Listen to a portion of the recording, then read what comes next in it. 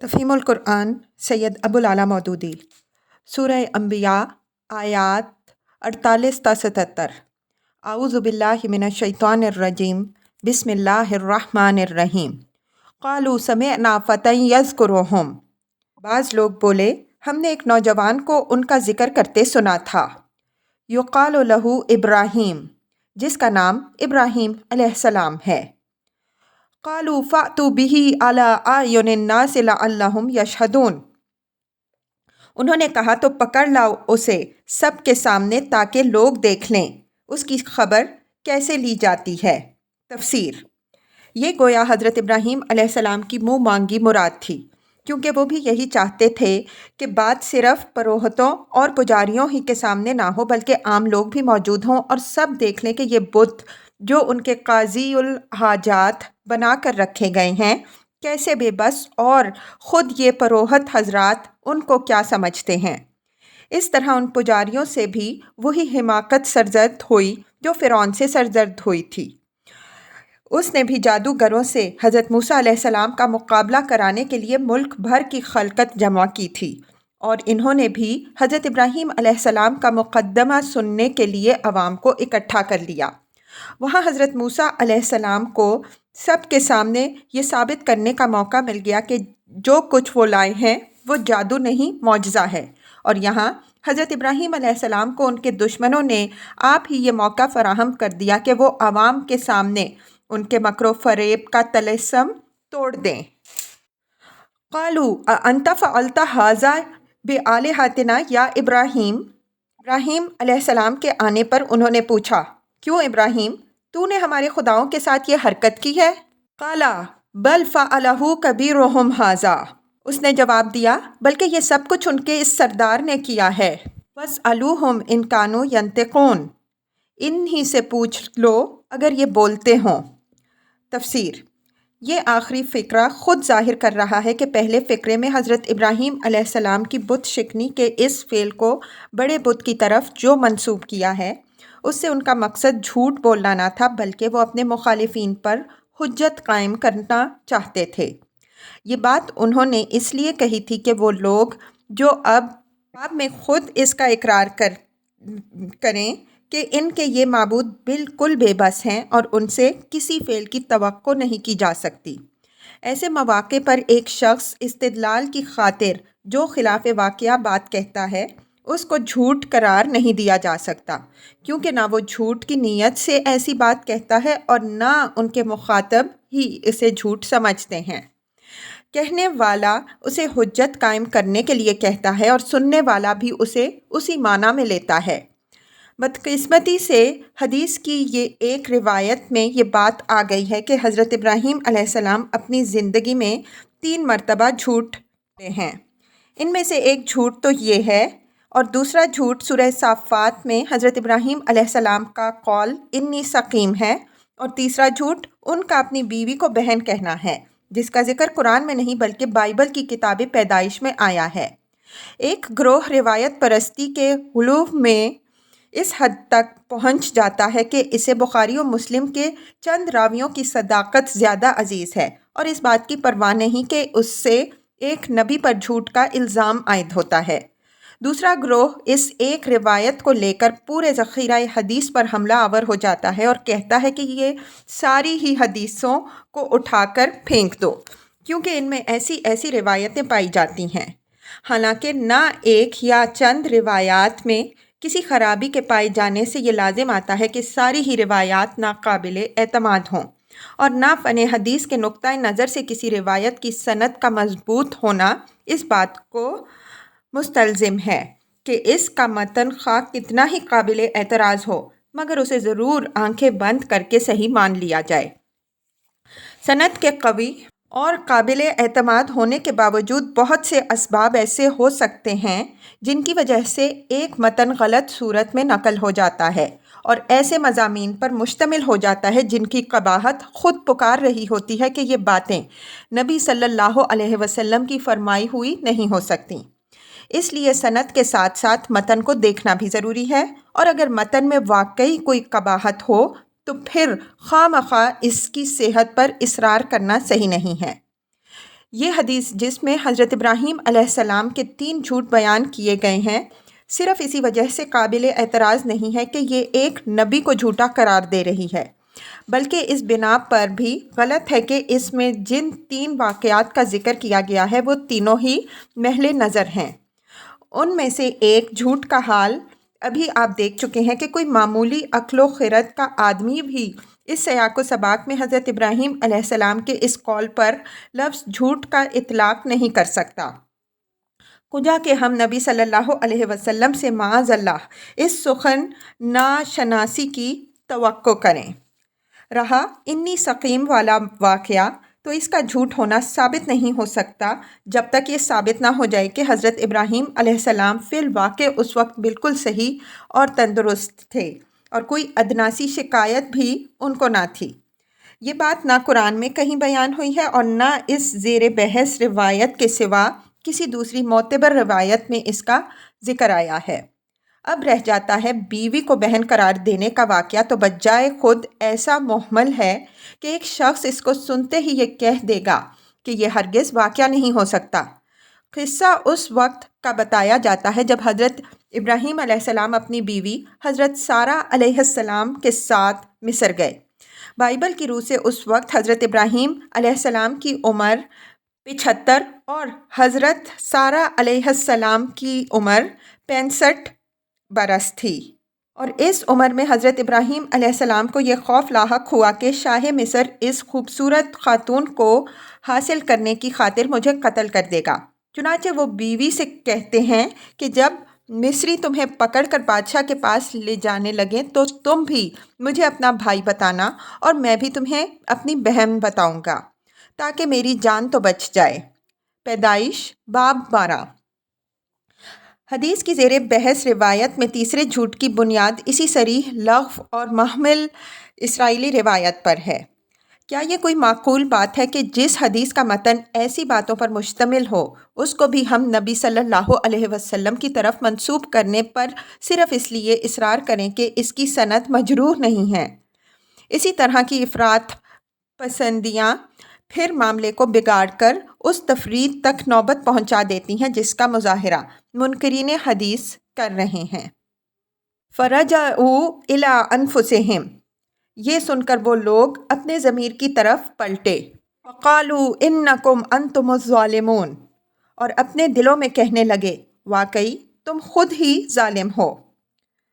ثم نکسوا علی رؤوسہم، مگر پھر ان کی مت پلٹ گئی اور بولے۔ تفسیر: اصل میں نکسوا علی رؤوسہم، اوندھا دیے گئے اپنے سروں کے بل فرمایا گیا۔ بعض لوگوں نے اس کا مطلب یہ لیا ہے کہ انہوں نے خجالت کے مارے سر جھکا لیے، لیکن موقع و محل اور اسلوب بیان اس معنی کو قبول کرنے سے انکار کرتا ہے۔ صحیح مطلب جو سلسلہ کلام اور انداز کلام پر نظر کرنے سے صاف سمجھ میں آتا ہے یہ ہے کہ حضرت ابراہیم علیہ السلام کا جواب سنتے ہی پہلے تو انہوں نے اپنے دلوں میں سوچا کہ واقعی ظالم تو تم خود ہو، کیسے بے بس اور بے اختیار معبودوں کو خدا بنائے بیٹھے ہو جو اپنی زبان سے یہ بھی نہیں کہہ سکتے کہ ان پر کیا بیتی اور کون انہیں مار کر رکھ گیا۔ آخر یہ ہماری کیا مدد کریں گے جب کہ خود اپنے آپ کو بھی نہیں بچا سکتے؟ لیکن اس کے بعد فوراً ہی ان پر ضد اور جہالت سوار ہو گئی، اور جیسا کہ ضد کا خاصہ ہے اس کے سوار ہوتے ہی ان کی عقل اوندھ گئی، دماغ سیدھا سوچتے سوچتے یکا یک الٹا سوچنے لگا۔ لقد علمت ما هؤلاء ينطقون، بولے تو جانتا ہے کہ یہ تو بولتے نہیں۔ قال افتعبدون من دون اللہ ما لا ينفعكم شيئا ولا يضركم، ابراہیم علیہ السلام نے کہا پھر کیا تم اللہ کو چھوڑ کر ان چیزوں کو پوج رہے ہو جو نہ تمہیں نفع پہنچانے پر قادر ہیں نہ نقصان؟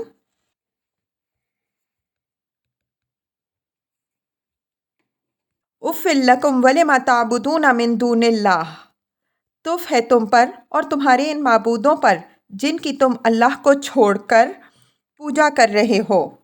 افلا تعقلون، کیا تم کچھ بھی عقل نہیں رکھتے؟ قالوا حرقوه وانصروا آلہتکم ان کنتم فاعلین، انہوں نے کہا جلا ڈالو اس کو اور حمایت کرو اپنے خداؤں کی اگر تمہیں کچھ کرنا ہے۔ قلنا یا نار کونی بردا و سلاما علی ابراہیم، ہم نے کہا اے آگ ٹھنڈی ہو جا اور سلامتی بن جا ابراہیم پر۔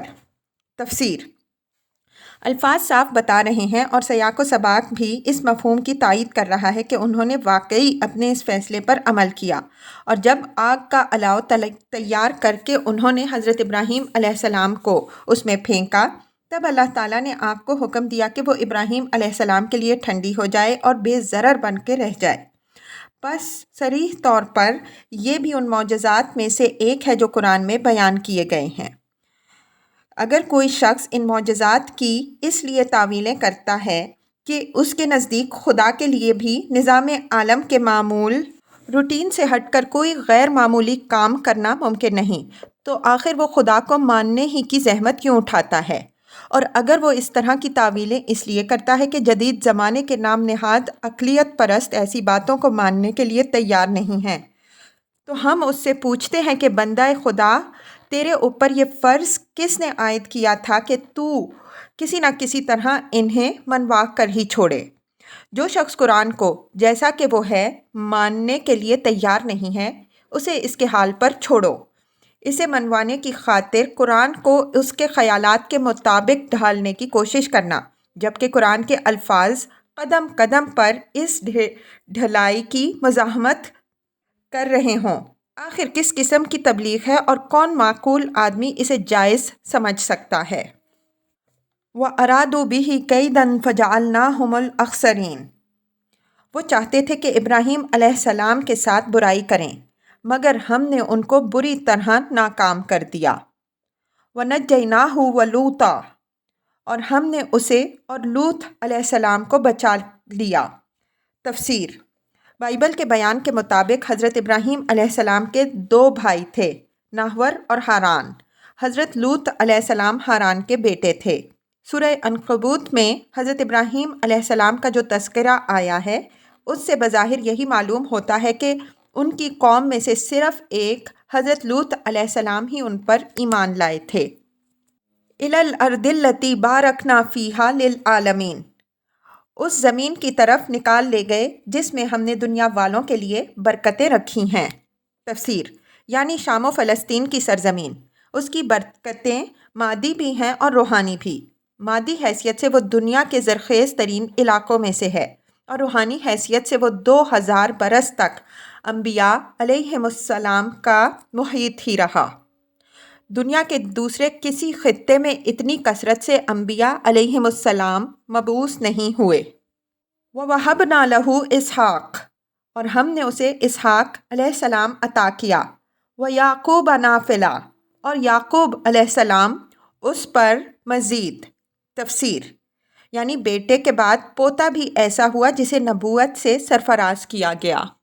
كُلًّا جَعَلْنَا صَالِحِينَ، اور ہر ایک کو ہم نے صالح بنایا۔ وَجَعَلْنَاهُمْ أَئِمَّةً يَهْدُونَ بِأَمْرِنَا، اور ہم نے ان کو امام بنا دیا جو ہمارے حکم سے رہنمائی کرتے تھے۔ وَأَوْحَيْنَا إِلَيْهِمْ فِعْلَ الْخَيْرَاتِ وَإِقَامَ الصَّلَاةِ وَإِيتَاءَ الزَّكَاةِ، اور ہم نے انہیں وحی کے ذریعے نیک کاموں کی اور نماز قائم کرنے کی اور زکوٰۃ دینے کی ہدایت دی۔ وَكَانُوا لَنَا عَابِدِينَ، اور وہ ہمارے عبادت گزار تھے۔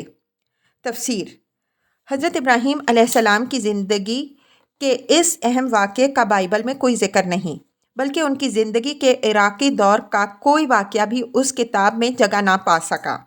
نمرود سے ان کی مڈ بھیڑ، باپ اور قوم سے ان کی کشمکش، بت پرستی کے خلاف ان کی جد و جہد، آگ میں ڈالے جانے کا قصہ اور بالآخر ملک چھوڑنے پر مجبور ہونا، ان میں سے ہر چیز بائبل کی کتاب پیدائش کے مصنف کی نگاہ میں ناقابل التفات تھی۔ وہ صرف ان کی ہجرت کا ذکر کرتا ہے، مگر وہ بھی اس انداز سے جیسے ایک خاندان تلاش معاش میں ایک ملک چھوڑ کر دوسرے ملک میں جا کر آباد ہو رہا ہے۔ قرآن اور بائبل کا اس سے بھی زیادہ دلچسپ اختلاف یہ ہے کہ قرآن کے بیان کی روح سے حضرت ابراہیم علیہ السلام کا مشرک باپ ان پر ظلم کرنے میں پیش تھا، اور بائبل کہتی ہے کہ ان کا باپ خود اپنے بیٹوں، پوتوں اور بہوؤں کو لے کر ہاران میں جا بسا۔ اس کے بعد یک خدا حضرت ابراہیم علیہ السلام سے کہتا ہے کہ تو ہاران کو چھوڑ کر کنعان میں جا کر بس جا، اور میں تجھے ایک بڑی قوم بناؤں گا اور برکت دوں گا اور تیرا نام سرفراز کروں گا، سو تو باعث برکت ہو۔ جو تجھے مبارک کہیں ان کو برکت دوں گا، اور جو تجھ پر لعنت کرے اس پر لعنت کروں گا، اور زمین کے سب قبیلے تیرے وسیلے سے برکت پائیں گے۔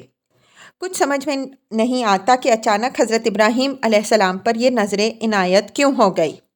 تلمود میں البتہ سیرت ابراہیمی کے عراقی دور کی وہ بیش تر تفصیلات ملتی ہیں جو قرآن کے مختلف مقامات سے بیان ہوتی ہیں، مگر دونوں کا تقابل کرنے سے نہ صرف یہ کہ قصے کے اہم اجزاء میں بیان تفاوت نظر آتا ہے، بلکہ ایک شخص صریح طور پر یہ محسوس کر سکتا ہے کہ تلمود کا بیان بکثرت بے جوڑ اور خلاف قیاس باتوں سے بھرا ہوا ہے، اور اس کے برعکس قرآن بالکل منقح صورت میں حضرت ابراہیم علیہ السلام کے اہم واقعات زندگی کو پیش کرتا ہے، جن میں کوئی لغو بات آنے نہیں پائی ہے۔ توضیح مدعا کے لیے ہم یہاں تلمود کی داستان کا خلاصہ پیش کرتے ہیں، تاکہ ان لوگوں کی غلطی پوری طرح کھل جائے جو قرآن کو بائبل اور یہودی لٹریچر کا خوشہ چین قرار دیتے ہیں۔ تلمود کا بیان ہے کہ حضرت ابراہیم علیہ السلام کی پیدائش کے روز نجومیوں نے آسمان پر ایک علامت دیکھ کر نمرود کو مشورہ دیا کہ تارے کے ہاں جو بچہ پیدا ہوا ہے اسے قتل کر دے۔ چنانچہ وہ ان کے قتل کے درپے ہوا، مگر تارے نے اپنے غلام کا بچہ ان کے بدلے میں دے کر انہیں بچا لیا۔ اس کے بعد تارے نے اپنی بیوی اور بچے کو ایک غار میں لے جا کر چھپا دیا، جہاں 10 سال تک وہ رہے۔ 11ویں سال حضرت ابراہیم علیہ السلام کو تارے اور حضرت نوح علیہ السلام کے پاس پہنچا دیا، اور 39 سال تک وہ حضرت نوح علیہ السلام اور ان کے بیٹے سام کی تربیت میں رہے۔ اسی زمانے میں حضرت ابراہیم علیہ السلام نے اپنی سگی بھتیجی سارہ سے نکاح کر لیا، جو عمر میں ان سے 24 سال چھوٹی تھیں۔ بائبل اس کی تصریح نہیں کرتی کہ حضرت سارہ علیہ السلام حضرت ابراہیم علیہ السلام کی بھتیجی تھیں، نیز دونوں کے درمیان عمر کا فرق بھی صرف 10 سال بتاتی ہے۔ پھر تلمود کہتی ہے کہ حضرت ابراہیم علیہ السلام 50 سال کی عمر میں حضرت نوح علیہ السلام کا گھر چھوڑ کر اپنے باپ کے ہاں آ گئے۔ یہاں انہوں نے دیکھا کہ باپ بت پرست ہے اور گھر میں سال کے 12 مہینوں کے حساب سے 12 بت رکھے ہوئے ہیں۔ انہوں نے پہلے تو باپ کو سمجھانے کی کوشش کی، مگر جب اس کی سمجھ میں بات نہ آئی تو ایک روز موقع پا کر اس گھریلو بت خانے کے بتوں کو توڑ ڈالا۔ تارے نے آ کر اپنے خداؤں کا یہ حال دیکھا تو نمرود کے پاس پہنچا اور شکایت کی کہ 50 برس پہلے میرے ہاں جو لڑکا پیدا ہوا تھا، آج اس نے میرے گھر میں یہ حرکت کی ہے، آپ اس کا فیصلہ کیجئے۔ نمرود نے بلا کر حضرت ابراہیم علیہ السلام سے باز پرس کی۔ انہوں نے سخت جوابات دیے۔ نمرود نے ان کو تو فوراً جیل بھیج دیا اور پھر معاملہ اپنی کونسل میں پیش کیا تاکہ صلاح مشورے سے اس مقدمے کا فیصلہ کیا جائے۔ کونسل کے ارکان نے مشورہ دیا کہ اس شخص کو آگ میں جلا دیا جائے۔ چنانچہ آگ کا ایک بڑا الاؤ تیار کرایا گیا اور حضرت ابراہیم علیہ السلام اس میں پھینک دیے گئے۔ حضرت ابراہیم علیہ السلام کے ساتھ ان کے بھائی اور خسر ہاران کو بھی پھینکا گیا، کیونکہ نمرود نے تارے سے جب پوچھا کہ تیرے اس بیٹے کو تو میں پیدائش ہی کے روز قتل کرنا چاہتا تھا، تو اس نے اس وقت اسے بچا کر دوسرا بچہ کیوں اس کے بدلے میں قتل کرایا؟ تو اس نے کہا کہ میں نے ہاران کے کہنے سے یہ حرکت کی، اس لیے خود اس فعل کے مرتکب کو تو چھوڑ دیا گیا اور مشورہ دینے والے کو حضرت ابراہیم علیہ السلام کے ساتھ آگ میں پھینک دیا گیا۔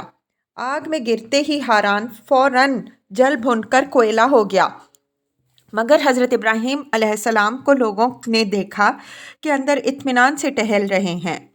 نمرود کو اس معاملے کی اطلاع دی گئی۔ اس نے آ کر خود اپنی آنکھوں سے یہ ماجرا دیکھا تو پکار کر کہا، آسمانی خدا کے بندے آگ سے نکلا اور میرے سامنے کھڑے ہو جا۔ حضرت ابراہیم علیہ السلام باہر آ گئے۔ نمرود ان کا معتقد ہو گیا اور اس نے بہت سے قیمتی نذرانے ان کو دے کر رخصت کر دیا۔ اس کے بعد تلمود کے بیان کے مطابق حضرت ابراہیم علیہ السلام 2 سال تک وہاں رہے۔ پھر نمرود نے ایک ڈراؤنا خواب دیکھا اور اس کے نجومیوں نے اس کی تعبیر یہ بتائی کہ ابراہیم علیہ السلام تیری سلطنت کی تباہی کا موجب بنے گا، اسے قتل کرا دیا جائے۔ اس نے ان کے قتل کے لیے آدمی بھیجے، مگر حضرت ابراہیم علیہ السلام کو خود نمرود ہی کے عطا کیے ہوئے ایک غلام تیزر نے قبل از وقت اس منصوبے کی اطلاع دے دی اور حضرت ابراہیم علیہ السلام نے بھاگ کر حضرت نوح علیہ السلام کے ہاں پناہ لے لی۔ وہاں طارح آ کر ان سے خفیہ طور پر ملتا رہا اور آخر باپ بیٹوں کی یہ صلح ہوئی کہ ملک چھوڑ دیا جائے۔ حضرت نوح علیہ السلام اور سام نے بھی اس تجویز کو پسند کیا، چنانچہ طارح اپنے بیٹے ابراہیم علیہ السلام اور پوتے لوط علیہ السلام اور پوتی اور بہو سارہ علیہ السلام کو لے کر ار سے ہاران چلا گیا۔ کیا اس داستان کو دیکھ کر کوئی معقول آدمی یہ تصور کر سکتا ہے کہ یہ قرآن کا ماخذ ہو سکتی ہے؟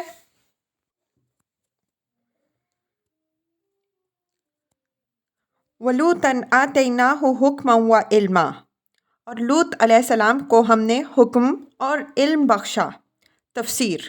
حکم اور علم بخشنا بالعموم قرآن مجید میں نبوت عطا کرنے کے ہم معنی ہوتا ہے۔